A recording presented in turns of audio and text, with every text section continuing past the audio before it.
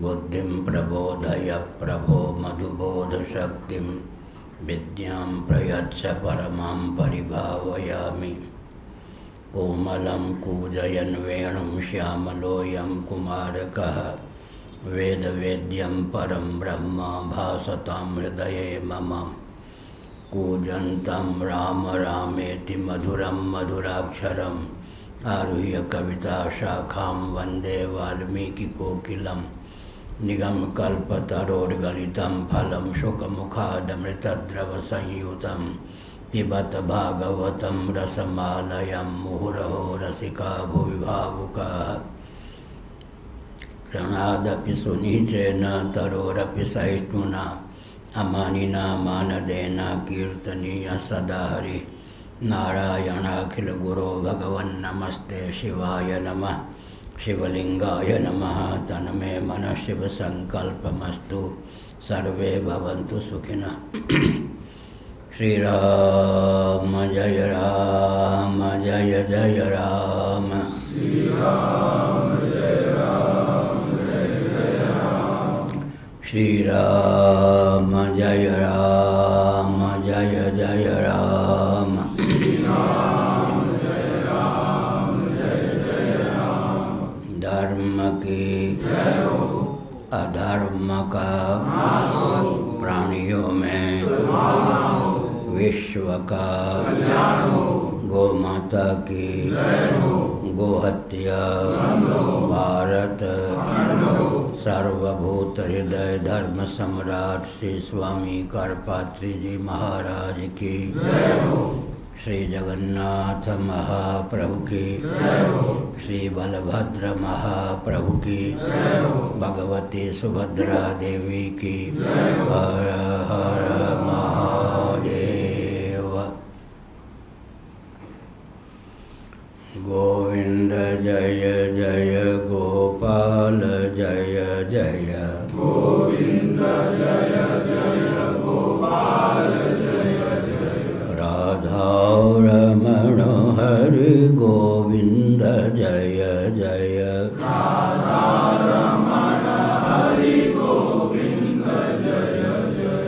श्री कृष्ण गोविंद हरे मुरारे। श्री कृष्ण गोविंद हरे मुरारे। ये नाथ नारायण वासुदेव।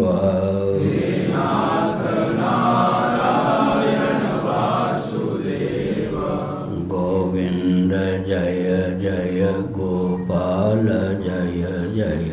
गोविंद जय जय गोपाल जय जय। राधा रमण हरि गोविंद जय जय। राधा रमण हरि गोविंद जय जय। गोविंद जय जय गोपाल जय जय।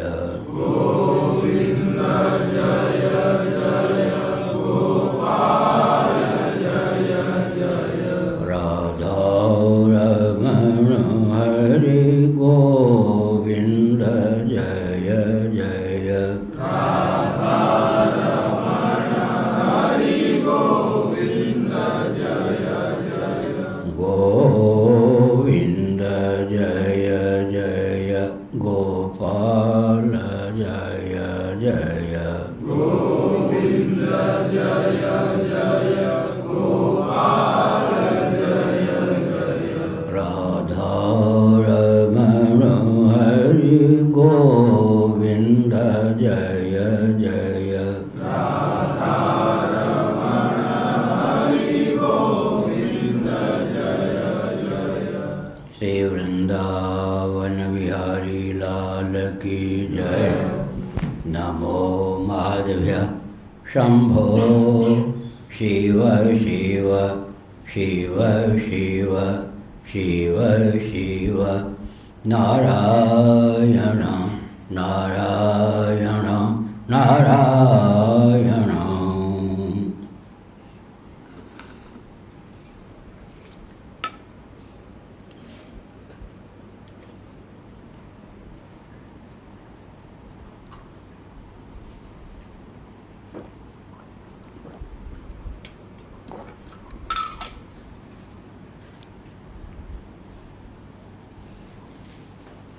श्रीमद्भागवत सप्तम स्कंध अध्याय 9 श्लोक 31, 32-33। त्वं वा इदं सदसदीश भवंस्ततोऽन्यो माया यदात्मपरिबुद्धिरियं ह्यपार्थ यद् यस्य जन्मनिधनं स्थितिरीक्षणं च तद्वै तदेव वसुकालवदष्टितर्वोः। न्यस्येदमात्मनि जगद्विलयाम्बुमध्ये शेषेत्मना निजसुखानुभवो निरीह योगेन मीलितदृगात्मनिशि निपीतनिद्रा स्तुर्ये स्थितो न तु तमो न गुणांश युङ्क्षे तस्यैव ते वपुरिदं निजकालशक्त्या संशोधितप्रकृतिधर्मण आत्मगूढम् आम्भस्यनन्तशयनाद् विरमत्समाधेर्नाभेरभूत्स्वकणिकावटवन्महाब्जं नारायण सबका भला।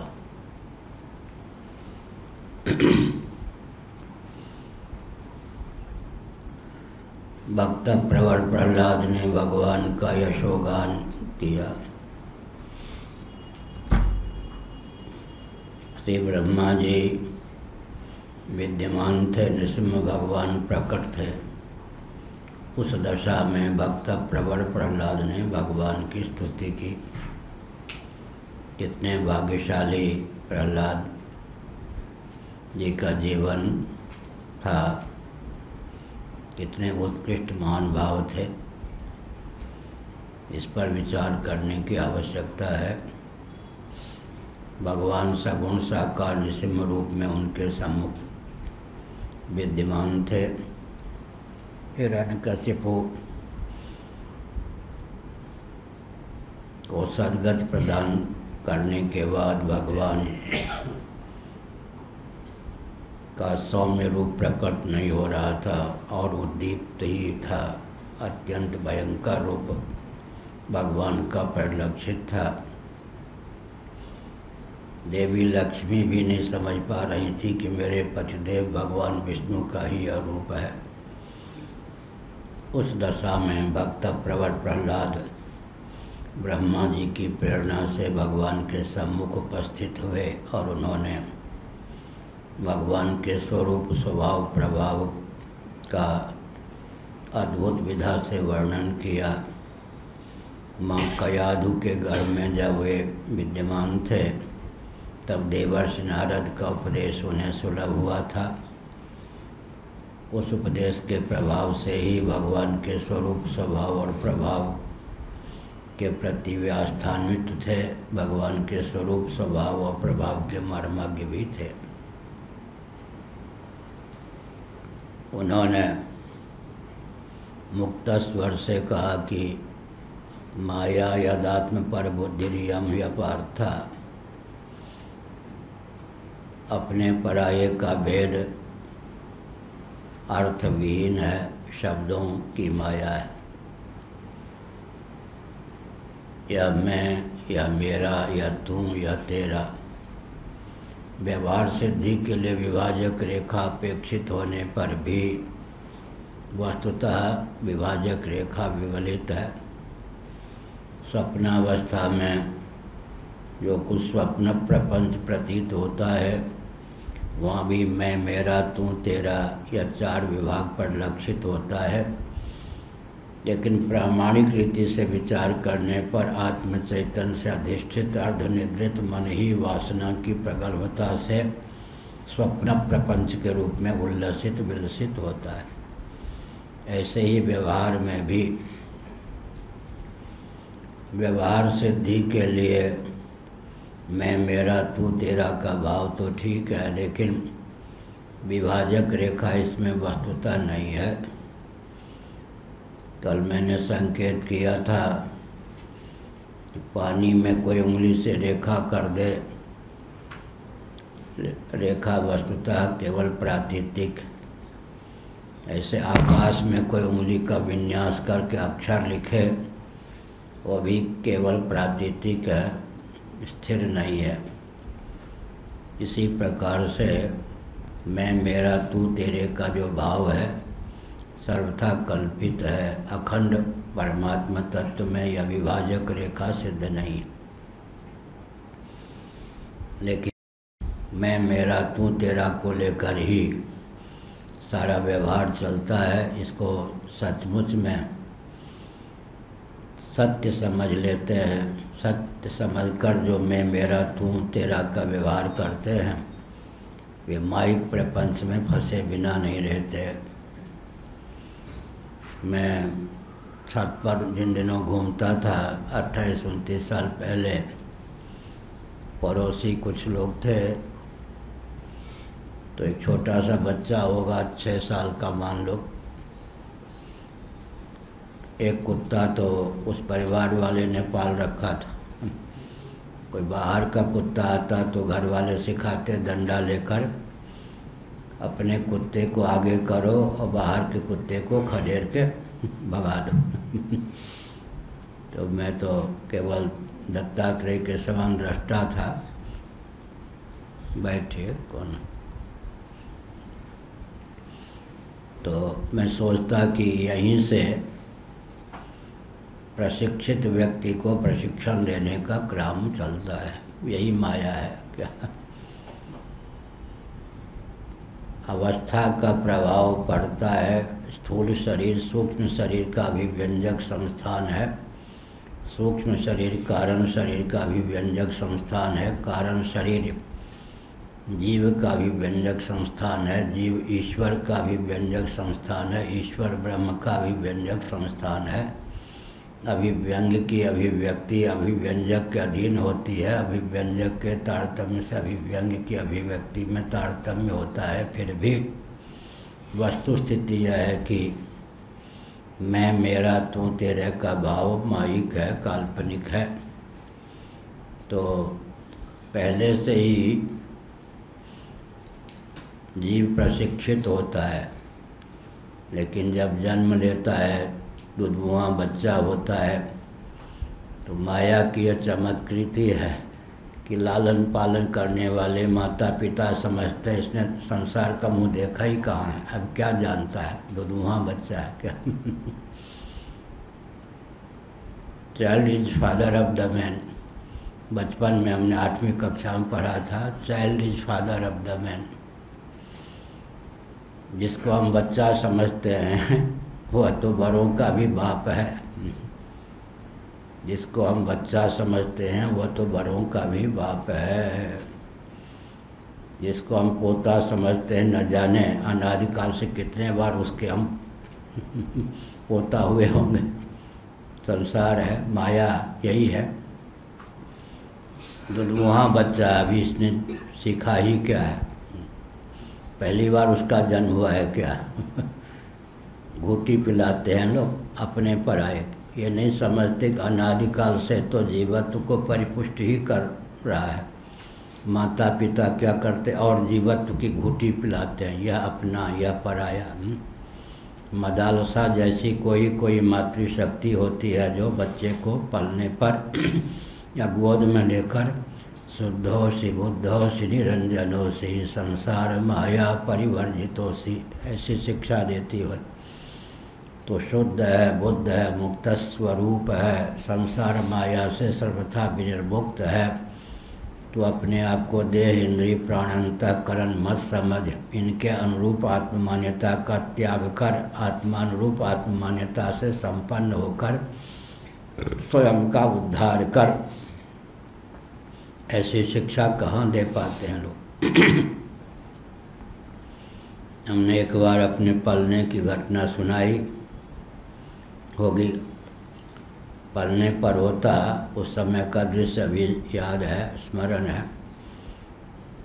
एक दिन में 4-5 बार ये घटना घटती। 4-5 काली काली सूरत वाली, काली काली साड़ी पहने, चमकते हुए तलवार को हाथ में लिए देवियाँ एक साथ शरीर पर बाजार देती। पलने पर चौंक पड़ता, पालन करने वाली माता आदि पर क्या प्रभाव पड़ता वो जाने। मुझे पलने की घटना याद है। एक दिन यही घटना घटी तो मन में एक भाव आया, अगर मैं कटने वाला कोई होता, पिटने वाला होता, नष्ट होने वाला होता, पहले दिन के प्रहार से ही कट गया होता, पिट गया होता, मिट गया होता। इस बोध के बाद फिर दोबारा वो घटना नहीं घटी। इसका मतलब परमात्मा इस प्रकार की घटना घटाकर यह बोध देना चाहते थे कि तुम कटने वाले, छिदने वाले, मरने वाले, गलने वाले न हो। या तो माता पिता कितने ऐसे होते हैं तो जीवत्व की घूंटी नहीं पिलाते हो। वो नहीं समझते कि कई बार या इंद्र भी रहा होगा, कई बार वरुण रहा होगा, कई बार मुझे भी जन्म देने वाला रहा होगा। माया के वशीभूत होकर यही समझते हैं कि जानता ही क्या है। प्रशिक्षित को और प्रशिक्षण दिया जाता है, मैं मेरा तू तेरा, यही तो माया है। यही कहा, माया यदात्म पर बुद्धि यम ह्यपार्था। यह बुद्धि यद्यप अपार्था है, यथार्थ नहीं है, लेकिन प्रशिक्षण यही दिया जाता है कि अपना या पराया, यह मैं या मेरा, या तू या तेरा, यही है। यदि यस्य जन्म निधनम स्थितिरीक्षणं च तद्वै तदेव वसुकालवदष्टितर्वो। कल इसकी व्याख्या हो गई। भागवत में, पूरे भागवत में लगभग 18,000 श्लोक हैं। उवाच इत्यादि मिला करके 8-10 स्थलों पर इस प्रकार के मार्मिक वचन हैं।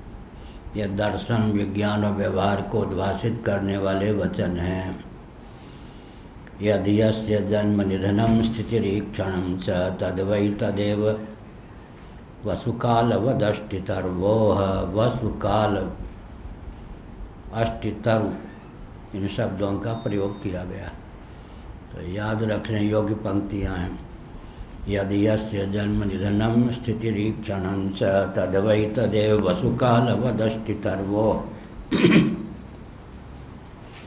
ये सब ऐसी पंक्तियाँ हैं कि बिना श्रीधरी टीका के इनका अर्थ लगा पाना कठिन है। यह जो अनुवाद है, जिन्होंने अनुवाद किया उनके सानिध्य में वर्षों रहने का मुझे सुयोग सदा है।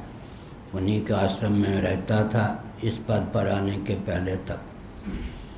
पूज्यपाद स्वामी अखंडानंद सरस्वती जी महाराज हमारे पूज्य गुरुदेव के छोटे गुरु भाई थे। श्री ब्रह्मानंद सरस्वती जी महाभाग के शिष्य थे। उन्हीं का यह अनुवाद है। उनका प्रवचन वर्षों सुनने का अवसर प्राप्त हुआ है। उन्होंने देहत्याग किया, उसे 2 दिन पहले तक वो प्रवचन करते रहे। वे हमारा प्रवचन सुनते थे। हम तो उनके सामने बाल गोपाल थे, हम उनका प्रवचन सुनते थे। बम्बई में पहले रहते थे अधिकतर। आज यात्रा है, ठीक, लेकिन महंत जी ओंकारानंद जी को उन्होंने फ़ोन किया। उनकी कितनी कृपा थी कि दंडी स्वामी का प्रवचन सुनने के लिए मैं बम्बई छोड़ना चाहता हूँ। तो उन दिनों में शंकराचार्य नहीं था। देहत्याग के लगभग 2.5 वर्ष पर पूर्व उन्होंने बम्बई छोड़ दिया। वृंदावन के बाहर नहीं गए। बम्बई में 1 लाख रुपया बिना मांगे ही उनको प्राप्त हो जाते रोज़। इतना धन बम्बई से उनको मिलता था, फिर भी बम्बई छोड़ दिया। और जब बीमार थे तो कमरे में भी हमारी आवाज़ पहुंच सके इस ढंग से व्यवस्था की थी। बहुत ही उन्होंने अनुग्रह किया। उन्हीं का यह अनुवाद किया हुआ है। तो हमने क्या संकेत किया कि जीव प्रशिक्षित है, अनादिकाल से जीवत्व की घूंटी पीता रहा है, लेकिन माता पिता मुग्धावस्था को प्राप्त होते हैं और यही समझते हैं कि बालक ने संसार का मुख कहाँ देखा है। प्रशिक्षित को और प्रशिक्षित करते हैं, दीक्षित को दीक्षित करना, प्रशिक्षित को प्रशिक्षित करना, रक्षित को सुरक्षित रखना यही माया है। तो बहुत अच्छा कहा, यद यस्य जन्म निधनम स्थितिरीक्षरं च तद्वै तदेव वसुकाल वदष्टितर्वोः।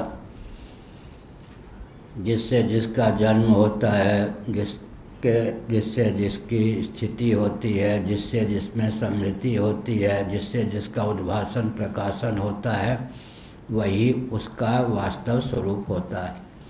उत्पत्ति स्थिति समृद्धि के अतिरिक्त ईक्षण शब्द का प्रयोग है, कल हमने व्याख्या किया था। यह एक अपूर्वता है। सामान्य रूप से 3 ही शब्दों का प्रयोग होता है, उत्पत्ति स्थिति समृद्धि। यहाँ जन्म निधनम स्थिति ईक्षणंच, ईक्षण चौथा प्रयुक्त। उत्पत्ति स्थिति समृद्धि और ईक्षण, ईक्षण का अर्थ है प्रकाशन उद्भासन। जिससे जिसकी उत्पत्ति होती है, जिसके कारण जिसमें जिसकी स्थिति होती है, जो जिसका लय स्थान होता है, वास्तव में विचार करने पर वही होता है वह। लेकिन उसके अतिरिक्त ईक्षण का अर्थ है प्रकाश। उत्पत्ति स्थिति समृद्धि और प्रकाश में जो हेतु है वही वास्तव वस्तु है। यह बहुत अच्छा कहा, उदाहरण बहुत अच्छा दिया। वसुकाल वदष्टितर्वोः, उदाहरण के लिए यह है। बीज और वृक्ष, इसकी व्याख्या कल की कही। बीज के मूल में वृक्ष है, वृक्ष के मूल में बीज है। अंडे के मूल में मुर्गी, मुर्गे के मूल में अंडा। छत्तीसगढ़ में एक बार 28 साल पहले लगभग छोटी बच्ची को सिखा दिया किसी ने, या सिखा ही रही होगी। प्रश्नोत्तर उसने पूछ दिया, गुरुजी ये बताओ मुर्गी पहले कि अंडा पहले अगर मैं कहता मुर्गी पहले, अंडा नहीं तो मुर्गी कहाँ से, अंडा पहले तो मुर्गी नहीं तो अंडा कहाँ से, दोनों उत्तर मुर्गी पहले या अंडा पहले। बढ़िया प्रश्न है। इसका उत्तर क्या दोगे क्या प्रकाश जी, प्रफुल्ल जी? मुर्गी पहले या अंडा पहले? सोच के देंगे। दाढ़ी पहले या जटा पहले? हाँ, अंडा पहले। हाँ, ये बढ़िया दिया मुर्गी नहीं होगी तो अंडा कहाँ से आए? बढ़िया उत्तर, ये प्रयाग का उत्तर है भाई। देखो, मुर्गी पहले या अंडा पहले? फिर से बोलो, इस बार कह दो अंडा पहले मुर्गी के मूल में अंडा, अंडा के मूल में मुर्गी। बीज पहले या वृक्ष पहले? हाँ, बीज के मूल में वृक्ष, वृक्ष के मूल में बीज। हाँ, ये ठीक। इसलिए फिर कल कहा गया, कल नहीं थे क्या, आज आए, इसलिए कल कहा गया था कि 1-2 सीढ़ी ऊपर, 1-2 कक्षा ऊपर जाकर उत्तर मिलता है। बीज के मूल में वृक्ष, वृक्ष के मूल में बीज, और दोनों के मूल में मिट्टी पृथ्वी, पृथ्वी के मूल में गंध तन्मात्रा। इसीलिए यहाँ कहा वसु काल वदष्टितर्वोः।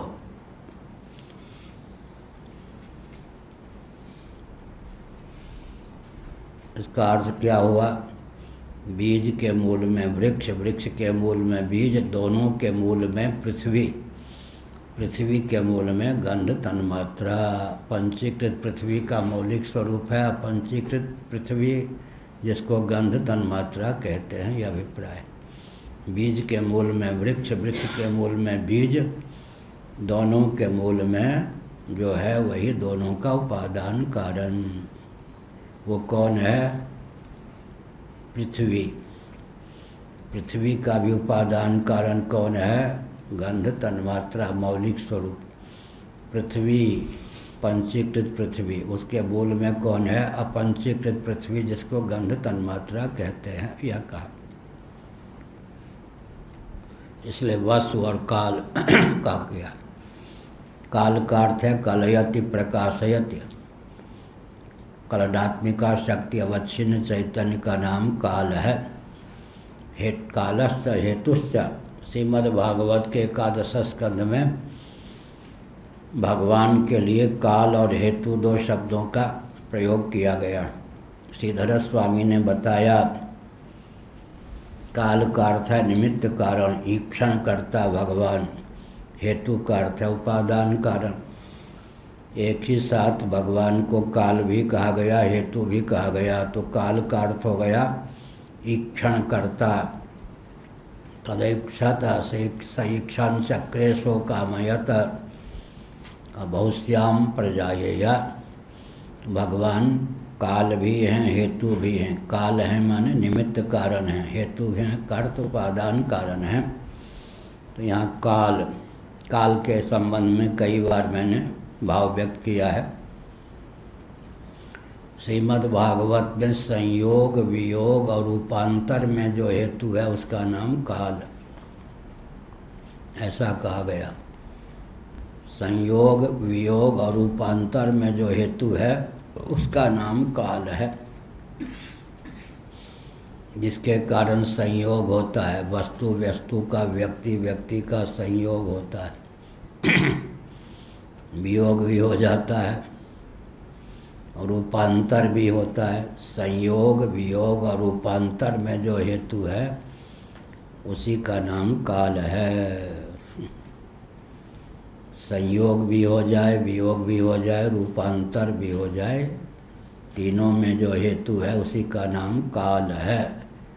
संयोग, वियोग और रूपांतर में जो हेतु है उसका नाम है काल।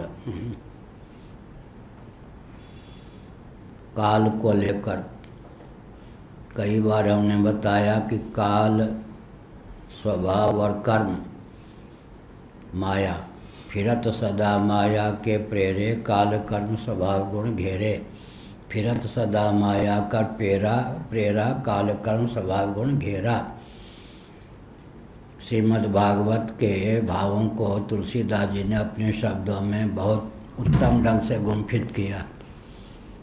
तुलसीदास जी ने जो रामचरितमानस में भी दार्शनिक भावों को व्यक्त किया है, वो अध्यात्म रामायण और श्रीमद् भागवत विधिवत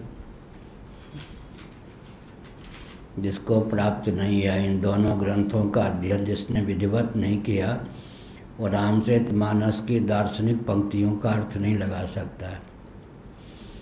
फिरत सदा माया के प्रेरे, काल कर्म स्वभाव गुण घेरे। काल कर्म का नाम लिया पहले, पाठक क्रम से अर्थक क्रम बलवान होता है। काल, स्वभाव, कर्म, फिर गुण। माया सीधे किसी को नहीं व्यापती है।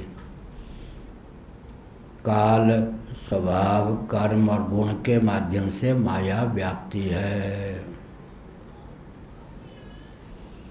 काल क्षोभ उत्पन्न कर देना, संयोग, वियोग और रूपांतर में जो हेतु हो उसका नाम काल है। क्षुब्ध कर देना, इसका नाम है काल। काल क्षोभक होता है। हमने उदाहरण दिया, कुत्ते हैं, वृक्ष इत्यादि हैं, काल के अनुसार इनकी प्रवृत्ति निवृत्ति होती है। पुष्प का लगना, फल का लगना, पत्तियों का गिर पड़ना, पत्तियों का लगना, वृद्धि होना, रक्षण होना, नाश हो जाना, सूख जाना, ये सब कालकृत है। काल क्या करता है? क्षोभ उत्पन्न करता है। उसके बाद स्वभाव, शुद्ध वस्तु को आवश्यकता अनुसार क्या कर देना? आवश्यकता है सृष्टि की, उत्पत्ति की, तो उत्पत्ति के उन्मुख कर देना। आवश्यकता है समृद्धि या संहार की, तो संहार के उन्मुख कर देना। यही स्वभाव का काम। फिर कर्म, जीवों के कर्म के अनुसार फिर परिणाम हो जाता है। कार्य के गर्भ से कारण, कारण के गर्भ से कार्य की प्राप्ति होती है। तो सब जगह दिव्य चक्षु का उपयोग करना चाहिए। काल क्या करता है, फिर स्वभाव क्या करता है, फिर कर्म क्या करता है। जैसे हमने उदाहरण दिया, गर्म दुग्ध, उष्ण दुग्ध में अम्ल जामन डाल देते हैं, तो जामन से क्या होता है, दुग्ध के जो गर्म उष्ण परमाणु हैं वो क्या हो जाते हैं, क्षुब्ध हो जाते हैं। मानो काल का काम वो क्या करता है, जामन, अम्ल पदार्थ। फिर क्या होता है, स्वभाव काम करने लग जाता है। दूध के जो क्षुब्ध परमाणु हैं वो दही बनने की ओर उन्मुख हो जाते हैं। फिर भोक्ताओं का प्रारब्ध उस दही बनने के उन्मुख जो परमाणु हैं उनको दही का रूप दे देता है। कौन? भोक्ता का कर्म प्रारब्ध। तीनों का दर्शन करते रहना चाहिए। काल क्या करता है, फिर स्वभाव क्या करता है, फिर कर्म क्या करता है। गुण का अर्थ होता है फलोपलब्धि, सुखानुभूति, दुखानुभूति का नाम यहाँ पर गुण है। माया क्या करती है, सीधे किसी को नहीं व्याप्ति। काल, स्वभाव, कर्म और गुण के माध्यम से माया व्याप्ति है। काल क्षुब्ध करता है। सृष्टि की संरचना का प्रसंग हो तो क्षुब्ध कर देना काल का काम है। स्वभाव क्या करेगा, कारण को कार्य के अभिमुख कर देगा। और प्रलय का प्रसंग हो तो कार्य को कारण के उन्मुख कर देगा। यही स्वभाव के दो भेद हो जाते हैं। सर्ग दशा में कारण को कार्य के अभिमुख कर देना, प्रलय दशा में कार्य को कारण के अभिमुख कर देना। काल क्षोभक होता है, स्वभाव क्या होता है, अग्रसर करने वाला होता है। और कर्म क्या होता है, परिणाम उत्पन्न कर देता है। कार्य को कारण बना देना, कारण को कार्य बना देना, यह कर्म का लोकोत्तर चमत्कार है। और गुण अंत में क्या होता है, उसके अंग दर्शन से, सेवन से, उपभोग से सुख या दुख की प्राप्ति। गुण का अर्थ है फलोपलब्धि। फिरत सदा माया के प्रेरा, काल कर्म स्वभाव गुण घेरा। यह तो यहाँ पर यह कि बीज के मूल में वृक्ष, वृक्ष के मूल में बीज, और दोनों के मूल में कौन है, पृथ्वी। और ऊपर चलें तो गंध तन्मात्रा, पंचीकृत पृथ्वी या पंचीकृत पृथ्वी, या दोनों को मान लें। इस प्रकार से यदि यस्य जन्म निधनम स्थितिरीक्षणम च तद्वै तदेव वसुकालवदष्टि तर्वोह। ईक्षणम च हमने कहा यहाँ अतिरिक्त है, आवश्यक तो है, लेकिन उत्पत्ति स्थिति समृद्धि के साथ साथ ईक्षण शब्द का प्रयोग किया गया। यह इस स्थल की अपूर्वता है। जन्माद्यस्य यतः यतो वा इमानि भूतानि, इन स्थलों पर तीन का ही उल्लेख होता है। इतरतः भी है, यहाँ पर ईक्षण शब्द का प्रयोग किया। उत्पत्ति स्थिति समृद्धि माने संहार, और ईक्षण माने प्रकाश। या उत्पत्ति किसके द्वारा, रजोगुण के द्वारा उत्पत्ति। स्थिति सत्वगुण के द्वारा। निधन समृद्धि माने संहार, निधन तमोगुण के द्वारा। ईक्षण शुद्ध सत्व के द्वारा। या स्वप्रकाश आत्मा के द्वारा। इस प्रकार चार का प्रयोग किया गया।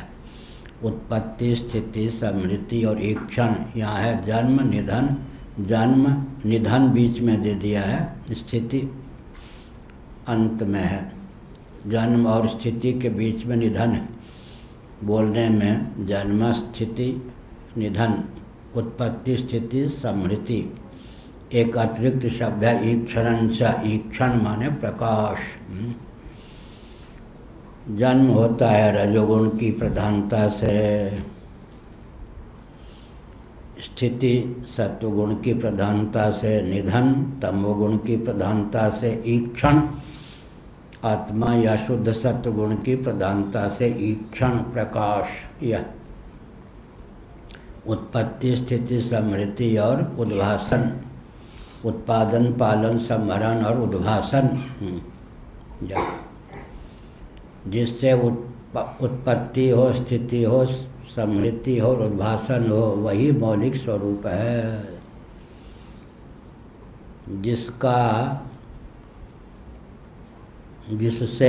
जिससे उत्पत्ति स्थिति समृद्धि और उद्भासन हो।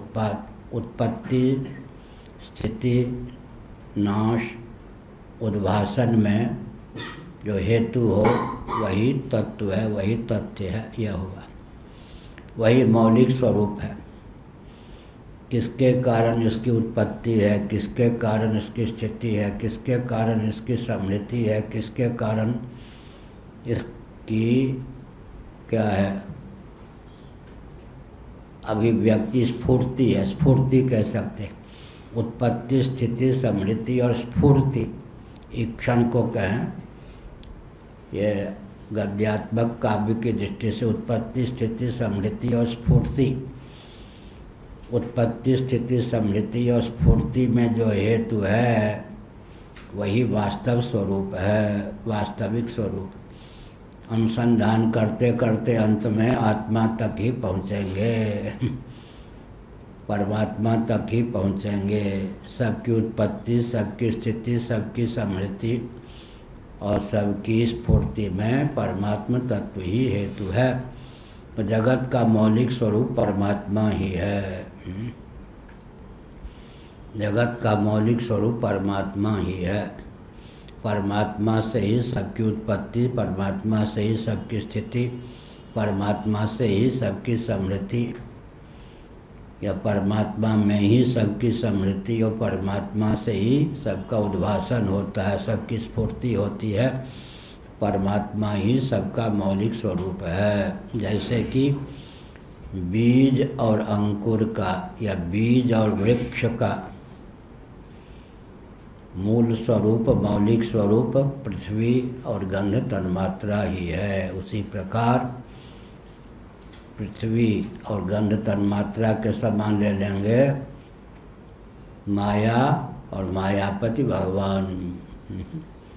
मम योनिर्महद् ब्रह्म तस्मिन् गर्भं दधाम्यहम् मयाध्यक्षेण प्रकृति श्रूयते सचराचरम हेतुनानेन कौन्तेय जगद् विपरिवर्तते। न्यस्येदमात्मनि जगद् विलयाम्बुमध्ये शेषेत्मना निजसुखानुभवो निरीह योगेन निपीतनिद्रा निद्रः तुर्ये स्थितो न तु तमो न गुणं संयुङ्क्ष्ये। योगेन मीलितदृगात्मनिपीतनिद्रस्तुर्ये स्थितो न तु तमो न गुणं संयुङ्क्ष्ये। 32वां श्लोक है। सकल दृश्य निज उदर मेल तज निद्रा सोवे योगी। विनय पत्रिका में इन सब भावों को तुलसीदास जी ने अंकित किया। सकल दृश्य निज उदर मेल तज निद्रा सोवे योगी।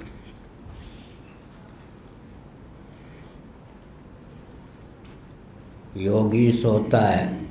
किसी को शर्त लगा दें बहुत सोने वाला हो, निद्रा तज के सोवो, तज निद्रा सोवे योगी। कहो भरद्वाज जी, शर्त की पूर्ति करके कितने मिनट व्यक्ति सो सकता है? बेखट के 24 घंटे में 14 घंटे सोवो, लेकिन निद्रा तज के सोवो। निद्रा न आवे सोवो। तो कहने वाला पागल तो नहीं होगा, लेकिन कहे कि निद्रा तज के सोवो। यही योगी योग निद्रा क्या तज निद्रा सोवे योगी सकल दृश्य विनय पत्रिका निज उदर मेल। उदर का अर्थ है स्वरूप, यहाँ पर उदर माने पेट, यहाँ पर स्वरूप। सकल दृश्य निज उदर मेल तज निद्रा सोवे योगी। निद्रा छोड़कर योगी सोता है, बहुत विकट बात। अन्यथा ग्रहण और अग्रहण, अन्यथा ग्रहण और अग्रहण दोनों से रहित नींद किसको आती है? शायद भरद्वाज जी को आती हो या प्रफुल्ल जी को। अन्यथा ग्रहण और अग्रहण, जिस निद्रा के मूल में अन्यथा ग्रहण और अग्रहण न हो, ऐसी निद्रा योग निद्रा होती है। अन्यथा ग्रहण, रस्सी को सर्प, धारा, माला, भूषित, दंड आदि समझ लेना अन्यथा ग्रहण। और अग्रहण माने रस्सी को रस्सी न समझना। अग्रहण के बाद में अन्यथा ग्रहण। अन्यथा ग्रहण के मूल में क्या है? अग्रहण। उसका बीज क्या है? अविद्या। अन्यथा ग्रहण, अग्रहण और अविद्या। जिसके जीवन में अन्यथा ग्रहण नहीं है, अग्रहण नहीं है, अविद्या नहीं है और सोया हुआ है, उसकी निद्रा को क्या कहेंगे प्रभु जी? समाधि। खर्राटे लेकर सब निद्रा के सारे लक्षण हैं। खर्राटा भी ले रहा है, लेटा हुआ भी है। तो योगी जो सोते हैं, बाहर से देखने पर अन्य व्यक्तियों की सुषुप्ति और योगी की सुषुप्ति में कोई विभाजक रेखा नहीं। खर्राटे लेना, ये सब जितने सुषुप्ति के लक्षण हैं। कोई तो इतने खर्राटे लेते हैं कि उनके कमरे में रहना भी कठिन। एक कमरे में दो व्यक्ति, आपका दोनों को यही बीमारी हो, खूब खर्राटे लेकर सोना, तब तो फिर ज़्यादातर तलाक का मामला आता है खर्राटे को लेकर कोर्ट में। पत्नी कहती है हम इसके कारण सो नहीं पाते, पति कहते इसके कारण सो नहीं, खर्राटे लेकर। अलग अलग नींद है। पूज्य विष्णु आश्रमी महाराज एक बार विश्राम कर रहे थे, संध्या के बाद हम दर्शन करने गए। कितना स्वस्थ रहे होंगे। यहाँ से कटिबद्ध बने थे तो वो जो सांस लेते थे, यहाँ के पेट यहाँ चले आ गए एकदम, माने ऐसे ऐसे। बड़ा विचित्र, एकदम कुंभक प्राणायाम मान नहीं, वो रेचक पूरक ऐसे यहाँ ये यहाँ। इनका आश्चर्य है, बहुत बढ़िया। तो क्या हुआ? अग्रहण अन्यथा ग्रहण न हो। अन्यथा ग्रहण माने अन्य में अन्य बुद्धि का नाम है अन्यथा ग्रहण।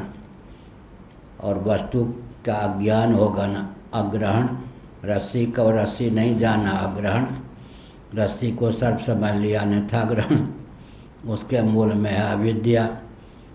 अन्यथा ग्रहण, अग्रहण, अविद्या तीनों न हो और खर्राटे लेकर सो रहा हो, निद्रा के सारे लक्षण हों, तो उसका नाम निद्रा समाधि स्थिति ही। शंकराचार्य ने लिखा निद्रा समाधि स्थिति ही। बाहर से निद्रा के सारे लक्षण हैं, लेकिन अन्यथा ग्रहण, अग्रहण, अविद्या रहित निद्रा लेसा विद्या के कारण ही हुई वो निद्रा है। वस्तुतः उनकी निद्रा भी समाधि है। अन्यथा ग्रहण भी नहीं है, अग्रहण भी नहीं है, दोनों के मूल में अविद्या भी नहीं है, लेकिन बाहर से सुषुप्ति के सारे लक्षण हैं। अन्यथा ग्रहण नहीं, अग्रहण नहीं, अविद्या नहीं। फिर जीवन क्यों है? लेशा विद्या। लेशा विद्या माने प्रारब्ध के उपादान रूप जो अविद्या, उसका नाम लेशा विद्या। लेश मात्र। तत्वज्ञ का जो जीवन होता है कि मूलक होता है, लेशा विद्या मूलक होता है। प्रारब्धोपादान का नाम है लेशा विद्या, लेश मात्र विद्या। तत्वज्ञान होने के बाद भी अगर जीवन शेष है तो उस जीवन शेष के मूल में कौन सी अविद्या काम करती है? लेशा विद्या। अवशिष्ट प्रारब्ध का उपादान जो अविद्या वही लेशा विद्या। श्री राम जय जय राम।